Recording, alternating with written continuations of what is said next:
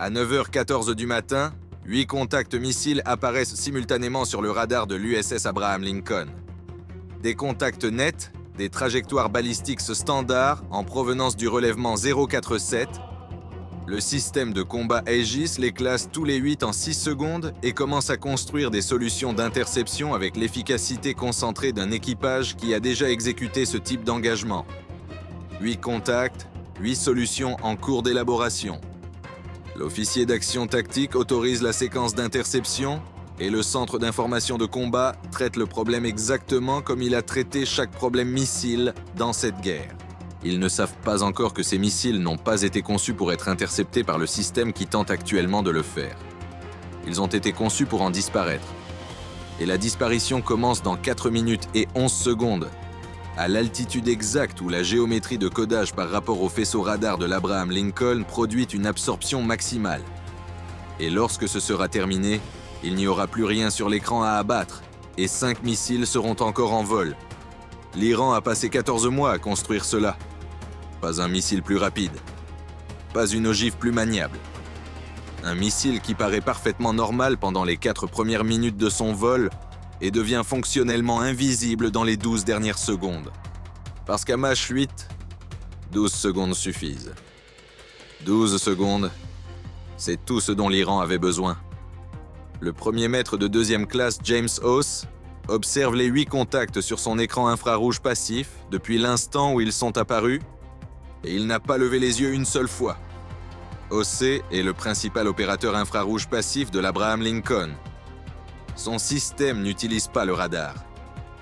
Il détecte la chaleur, les émissions thermiques des moteurs de missiles, la chaleur de friction d'une cellule se déplaçant à grande vitesse dans l'atmosphère, les signatures infrarouges spécifiques qui existent, que le missile veuille être détecté ou non. Au cours des 16 mois de ce déploiement, il a constitué une bibliothèque de profils thermiques de chaque type de missile iranien tiré dans cette guerre. Il sait à quoi ressemble un Zulfagar standard sur son écran à chaque phase de son vol. Ces 8-là ont l'air différents, plus lumineux, pas de façon spectaculaire, 11% plus lumineux que le niveau thermique de référence du Zulfagar standard en phase de propulsion.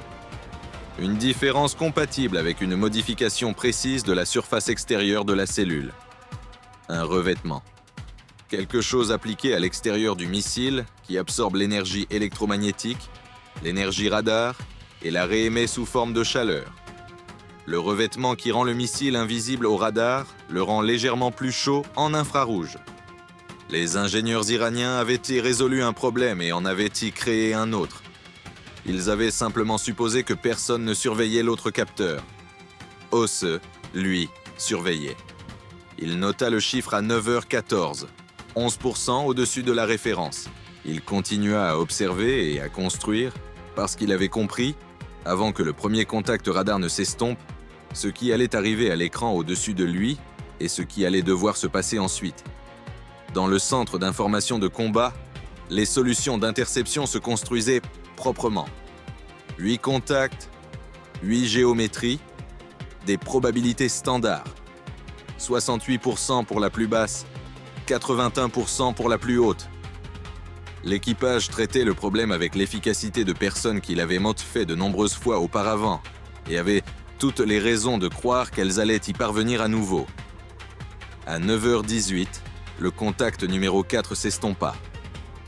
Pas disparu, estompé. Le retour radar chuta d'une réflexion standard à quelque chose à peine au-dessus du plancher de bruit. Le contact était techniquement encore présent sur l'écran, mais clignotait désormais, apparaissant pendant 0,3 secondes puis absent pendant 0,4. La solution de conduite de tir construite sur sa dernière position connue se mettait à jour désespérément chaque fois que le contact réapparaissait et devenait plus fausse à chaque mise à jour, parce qu'un missile à Mach 8 parcourt 340 mètres dans les 0,4 secondes entre les retours radars et la solution était toujours en retard de 340 mètres sur la position réelle du missile. Puis le contact 7 s'estompa, puis les contacts 1 et 5 simultanément. L'écran passa de 8 pistes nettes à 4 pistes nettes et 4 pistes fantômes en l'espace de 23 secondes. L'estompage s'accélérait maintenant que les missiles descendaient dans la bande d'altitude où la géométrie de codage produisait une absorption maximale.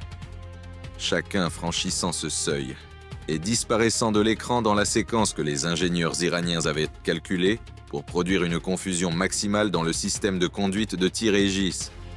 Une confusion maximale, pas aléatoire. Calculée. L'officier d'action tactique, le capitaine de corvette Rachel Webb, regardait un écran qui lui montrait 8 menaces, lui fournissait des solutions nettes pour 4 d'entre elles, et lui indiquait que les 4 autres s'étaient dégradées au point où la probabilité d'interception était tombée en dessous du seuil de neutralisation fiable. Elle autorisa 6 intercepteurs sur les 4 contacts nets et les 2 contacts fantômes les moins dégradés, les meilleures solutions disponibles, la décision correcte compte tenu de ce que l'écran lui montrait, et les 6 intercepteurs montèrent vers leurs positions assignées. OC prit la ligne vers le centre d'information de combat à 9h19. Commandant, ici OC, infrarouge passif. Les 8 contacts sont entièrement visibles sur mon écran. Le revêtement absorbant le radar génère de la chaleur excédentaire. Ils sont à 11% au-dessus de la référence thermique standard. J'ai une précision de position inférieure à 40 mètres sur les 8 contacts en continu. Le système de visée du canon rapproché dispose d'une entrée de guidage infrarouge dans sa configuration technique. Non standard, jamais utilisé en engagement réel. Cela permettrait à mes données infrarouges de remplacer le radar comme entrée de ciblage primaire dans la fenêtre terminale. J'ai besoin d'une autorisation pour mettre en œuvre le dépassement de configuration. Et j'ai besoin qu'un intercepteur soit maintenu en réserve pour le contact le plus imprévisible. Regarde à son écran. 6 intercepteurs en montée, 4 contacts fantômes clignotants, 2 contacts nets maintenant encore leur solution. Elle dit à OC que le système de visée du canon rapproché n'était pas configuré pour le guidage infrarouge en combat et lui demanda de patienter. OC ferma la ligne. Il s'attendait à cette réponse et il construisait déjà le dépassement depuis 3 minutes et 22 secondes, depuis l'instant où il avait noté le chiffre de 11% à 9h14 et compris vers quoi cet engagement se dirigeait. Le dépassement existait dans le manuel technique du système en tant que capacité théorique.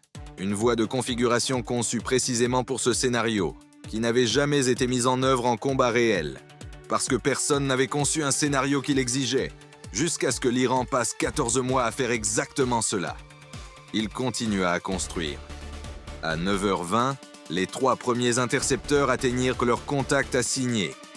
Le premier trouva sa cible.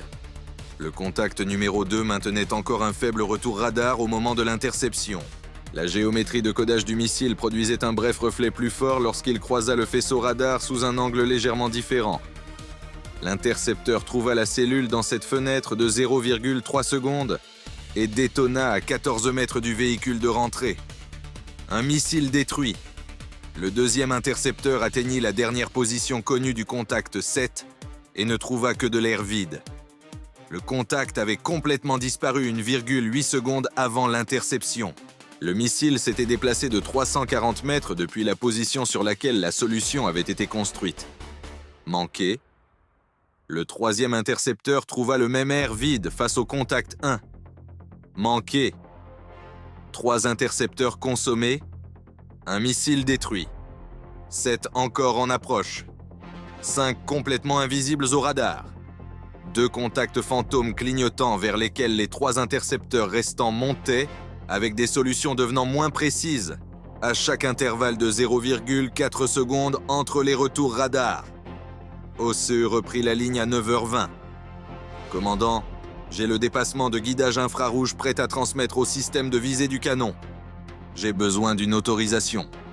Les intercepteurs ne vont pas trouver les contacts invisibles. Les solutions sont construites sur des positions déjà obsolètes de 340 mètres chaque fois que le contact réapparaît. Le canon avec guidage infrarouge a une précision inférieure à 40 mètres sur des contacts se déplaçant à max 6 à courte portée. C'est suffisant. J'ai besoin d'une autorisation maintenant. Webb regarda son écran. 3 intercepteurs encore en montée. 5 contacts invisibles au radar encore en descente. L'engagement épuisant ses options en temps réel. Elle dit à OC qu'elle escaladait au contre-amiral Carver et lui demanda de patienter. Le 4e intercepteur atteignit le contact 6 à 9h20 et détonna à 31 mètres de la cellule. À l'intérieur du rayon de fragmentation létale, le véhicule de rentrée du missile se disloqua. Un de plus détruit. Le 5e intercepteur atteignit la dernière position connue du contact 3 et ne trouva rien. Manqué. Le 6e intercepteur détonna à 89 mètres du contact 8. Trop loin. Le patron de fragmentation atteignit la section de queue du missile et déchira un empennage stabilisateur. Le missile commença à vriller, n'étant plus sur son arc de descente déterminé. Trajectoire rendue aléatoire par les dégâts. Portant encore une ogive complète, se rapprochant toujours, se déplaçant maintenant de façon imprévisible. 6 intercepteurs consommés, 2 missiles détruits. 6 encore en approche. 4 complètement invisibles au radar. Un clignotant. Un vrillant. Magasin à 0.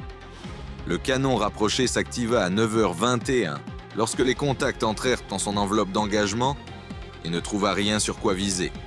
Le radar de ciblage balayant la zone d'engagement terminale et ne renvoyant que du bruit vide là où 4 missiles brûlaient à blanc sur l'écran infrarouge d'os. Le canon tira 2 fois vers des positions dérivées des derniers retours radar. Des positions que les missiles avaient gommé quitter 0,4 secondes avant l'arrivée des projectiles. Les 2 rafales frappèrent de l'air vide. Le contre-amiral James Carver prit la ligne générale à 9h21. Tout le monde en position de résistance au choc. OC transmit le dépassement de guidage infrarouge à cet instant, sans autorisation. Il était prêt depuis 9h18 et 44 secondes.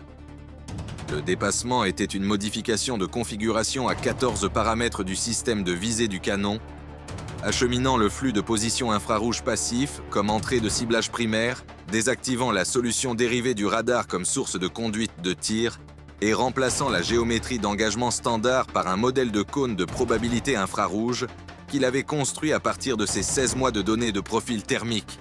Un modèle qui plaçait le centre de la solution d'engagement du canon au point le plus lumineux de chaque contact infrarouge plutôt qu'au centre de chaque retour radar. Les contacts étaient invisibles au radar. En infrarouge, ils brûlaient à 1800 degrés. Le canon n'avait pas besoin de les voir au radar. Il avait besoin de viser la chaleur. Le dépassement fut transmis à 9h21 et le système de visée du canon l'accepta en 0,8 secondes. La voie de configuration existait exactement comme le manuel technique la décrivait. Le système passa de ciblage radar primaire à ciblage infrarouge primaire sans résistance, parce qu'il avait été conçu pour faire exactement cela et qu'on ne le lui avait simplement jamais demandé.